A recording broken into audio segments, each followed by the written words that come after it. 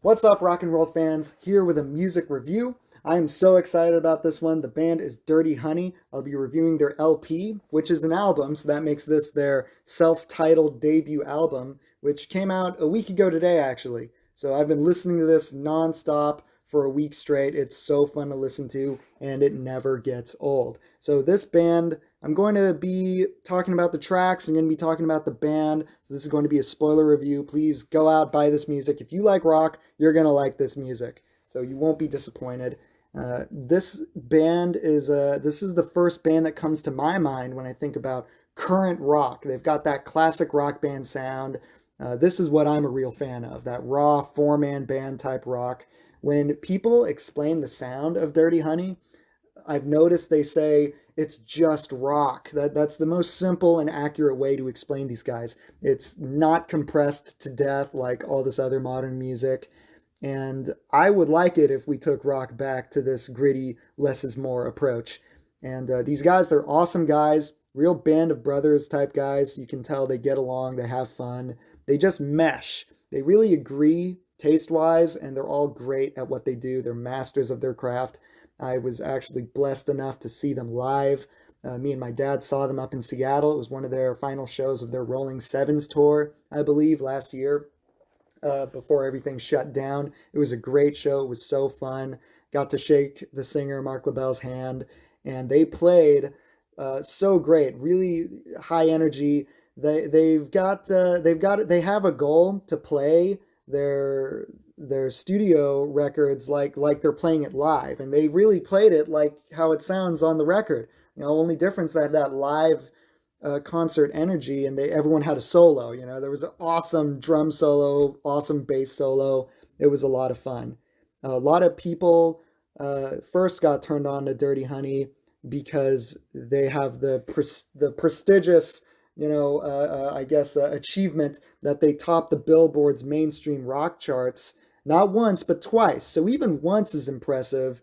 No band has ever done that before unsigned. So these guys aren't signed to a label. That's never happened before to reach number one. The first time they did it with their song When I'm Gone, and then the second time I believe it was for Heartbreaker. These are songs off their EP, which came out in 2019, and which I picked up when I saw them live. So I picked up my copy on vinyl, autographed by the band. It's awesome. So that's what I've been running on since then, is those six songs, just nonstop, which has been great until this album finally came out. And then a lot of other people heard of these guys because then after that they were the opening act for Slash for a tour. And from what I understand, a lot of people walked away from that being like, "Wow, that opening band was great." So it just goes to show how they are really good at building a momentum. They recognize that they got to a point where they don't need a record label. They can take care of all this stuff by themselves, along with the help of their really great producer Nick Didia, who's awesome producer. He's worked with a lot of great bands like Pearl Jam and stuff. So basically, if you like their EP, you're gonna like this. And on this album, the songs appear to have an average between 3.5 and 4.5 minutes. So it really flies by. It's not a big commitment listening to this album. It's just fun. You can put it on, and it's just really fun. So the members of the band include Mark LaBelle, who is their vocalist, great singer, cool dude. He dresses cool. He's a total rock star. He's got that total rock star vibe.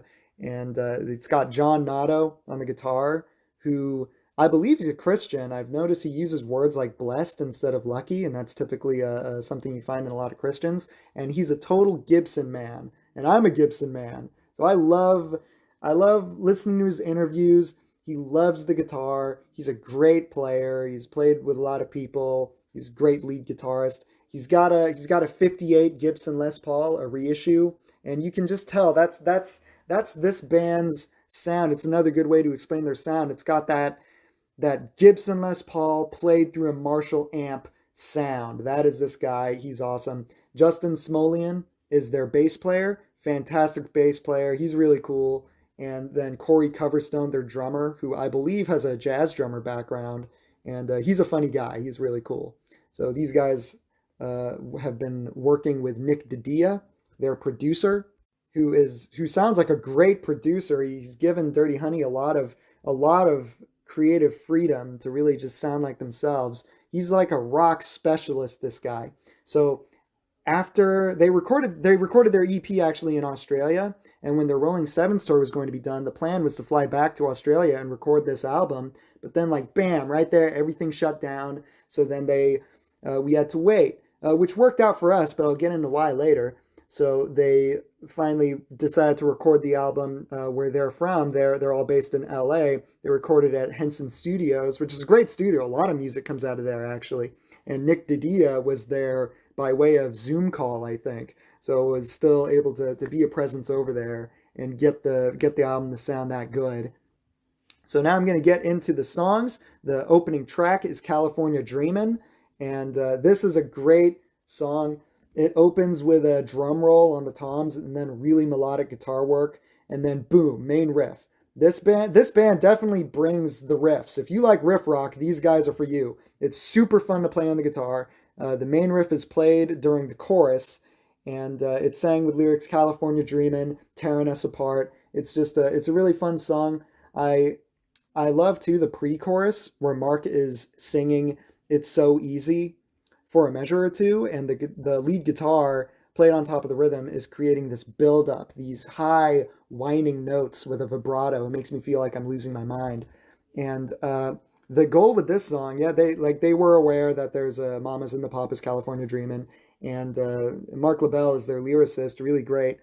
And he wanted to write though a song about California's dark side. That it's a pretty hard life over here and or over there in California, and not a lot of people can take it. And I think that's really unique. I don't know if there's a whole lot of other songs about that. And the music video is great too, and it is such a cool music video. They're walking through all these doors and going to all these really great locations in California, like the Redwood Forest, for instance. And then the band is playing in a junkyard. And Mark LaBelle, who I think has a degree in communications, he has like this knowledge of cameras and angles and what to use to make a really great music video, and very knowledgeable person. And he seems like he's had like a life, like all these guys have like they're a little they've just lived a life, they've been grinding it out for so long, and that's why I have so much fun listening to their interviews, and it's really great. I learn stuff, listen to them, quick answers. They give fun answers to interview questions and stuff. But anyway, back to the song. The guitar solo, oh my gosh, the guitar solo in the music video, it was so awesome. Uh, and it's played in the desert, probably the Mojave Desert, with the camera just going around John Notto, and it was like made for me. It was like they knew I would love this stuff when it came out, and it's got a big pulverizing finish with a sweet little outro solo. They released this song a month or so ago to help promote this album, and I'm glad they did. This was the right song to do that with. It made me go, yes, they're back. And it's definitely one of the standout songs in this album. They couldn't have picked a better opener. Okay, coming into track number 2. This one's called The Wire. It's got the lyrics like, "I'm walking the wire. I never wanted to see you again, but I'm a fool for you and the things that you do. All this time I should have realized I'm walking the wire." So it's telling the story of how loving someone can be dangerous. It's another fun song, more power chords, drums and bass. It's got awesome drum work actually, which might have stolen the show from the guitar solo. They played this live. This song, they played it live at the show I saw them at, and they were like, "This one's going to be on our next album." And it was really cool they did that, little taste to come, and that was a lot of fun. Track number 3, this one's 3 minutes 35 seconds. This one's called "Tied Up." I love this song. Awesome riff. It's so fun to play on the guitar. I love the melody. Everyone in the band, you can tell, is having fun and giving it their all when they play the song. And it had a very welcome surprise of the backing vocals, these women harmonizing "Tied Up," singing the chorus "Tied Up" with Mark. I've never seen them do that before. And my only little gripe of this song is that the guitar solo is a little short. But John Notto continues to play this sweet lead guitar, and Justin Smolian doing the same on bass during the final chorus. It ends on this awesome old school way. where Corey is tapping on the hi-hat and Mark and the backup singers just riffing around, singing tied up. Then Mark lets it rip and draws out his amazing vocals. You get a sense of his range and his control in these final moments. And I heard that the first time listening to it with my wife, and turned to her when I heard it, and I went, "Damn!" And I'm no singer, but I can't explain his vocals better than that. Just please go listen to it. It's very pleasing to the ear. This song has that Aerosmith sound, which is one of Mark's favorite bands. He loves Aerosmith. They were detrimental to Mark musically. Lyrically, the song has a lot of sexual innuendos. It's sang with a lot of double entendres, and Mark really channels his inner Steven Tyler and Robert Plant in this song. It's great. Track number 4 is called Take My Hand, and it's got another pulverizing riff. And this one reminded me of Scars from their EP. It was meant to be kind of like a continuation of Scars, and this is kind of this album's version of that. Justin and Corey are a fantastic team. They really carry a steady rhythm through the verses. The For the final measure, the drums do this double time thing, and it makes for a really fun ending. Okay, now off to track number 5, or the B side. So I like doing that when I can cut the songs in half, and the first half of the album is the A side, and the second half is the B side. So now we're on the B side. So opening up the B side with Gypsy. This song is 4 minutes 13 seconds.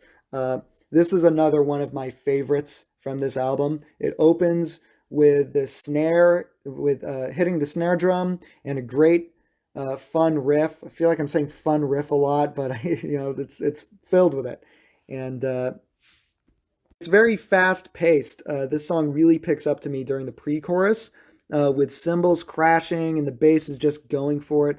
Guitar playing these melodic climbing arpeggios, and then into a very beautiful chorus. Chorus has lyrics like, "I'm on the run, just living like a gypsy.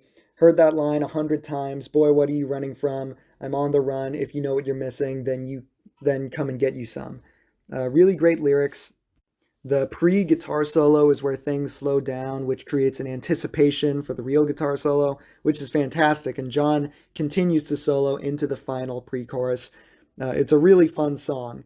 And I listened to an interview where John Otto is just a fountain of awesome riffs. And Mark heard the riff in this song and said, I gotta write lyrics to that. And he did, and he was really inspired by how it sounded like a song you listen to on a great motorcycle ride. So that's where he got the inspiration to have that biker, gypsy, fun mentality. This is a perfect song to listen to riding your motorcycle. Okay, next song, track number 6. This one's called No Warning. Great, powerful riff, a bit slowed down tempo.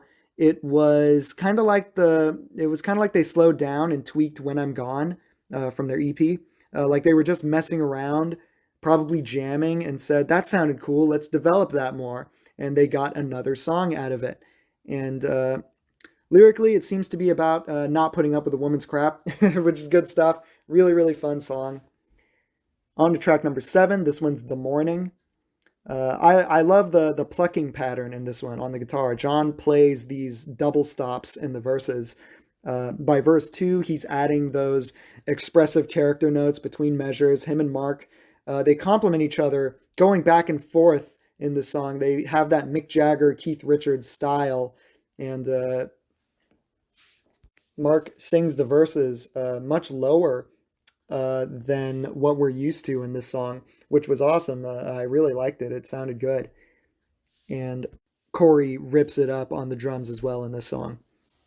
Final track, track number 8. I think this is the longest song in the album. It's 4 minutes, 52 seconds. And this one's called Another Last Time. This is the ballad of the album.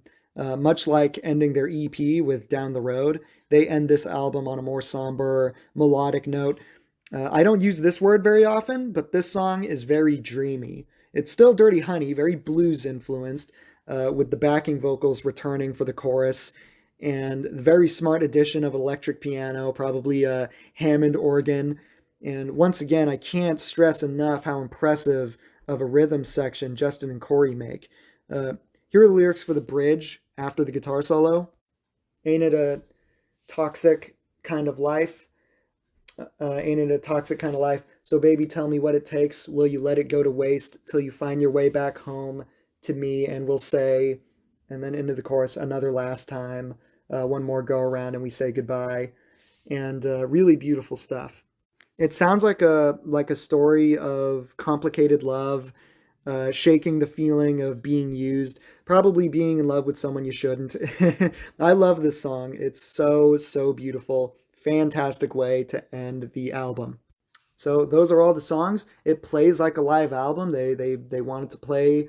They wanted to record like they play live, and you definitely get that feeling when you listen to it. The quarantine, the shutdown, kind of helped. It kind of helped create this album because I think it was originally when they were going to record it in Australia, it was just going to be another EP. So the fact that they got to slow down, develop the songs they had more, write more songs, they got to add to this. We got a full length album in this one. So I think that's really great. This is a weird time to release albums. I mean, bands, they don't have a choice right now, but it's only weird because usually albums like this, when bands release this awesome content, then they go on tour. No one's going on tour right now. And that's a huge bummer for everyone because these artists lose out on a ton of their revenue, all the money that they would be making from going on tour, live shows, the going on tour to promote the album they just released. And then, of course, we lose out the fans, the audience who are willing to pay to go see them live and then connect with these bands further and become even bigger fans. So it is a shame. But what are you going to do right now? I'm just glad these bands are still using their time wisely, writing, recording, practicing, putting out more content. And that is this review. I know I just spent the last chunk of time just gushing over this album and everything I love about it, everything I love about this band, but I can't help it because honestly, there's really not much to be critical of. What they do very well. They are very great at what they do. They have fun doing it. They look good doing it. Everything about this is fun. And honestly, that's the word that keeps coming to my mind when I listen to this music. It's incredibly fun. I am having a good time. I'm having a blast when I listen to this music. Music I like doesn't always make me feel this way. This band does, and I'm 100% sure that was their goal. So if you are a rock fan and you're not even necessarily into this style of music, you just got to know who they are. You got to be aware that these guys are here. You got to know what they're doing. And the other word that comes to mind about these guys is exciting. I'm excited when I listen to this music. I'm excited for the fans, the band. I'm excited for more people to discover Dirty Honey, listen to them and what they have to bring us, because it really seems like they are just getting started. They are going to continue to climb and they want to bring us along with them to be a part of the party. It's really exciting stuff. I cannot wait to hear what they're going to give us next. So that is this review. Thank you very much for listening to this review. Please comment below. I love receiving comments and reading them, hearing what you guys have to say, whether you agree with me or disagree with me. What do you think about Dirty Honey? What do you think about this album? And let me know what other artists I should be made aware of that are keeping rock alive. Any band that's putting out some good music. And please consider subscribing to the channel. So thank you very much. God bless and rock on.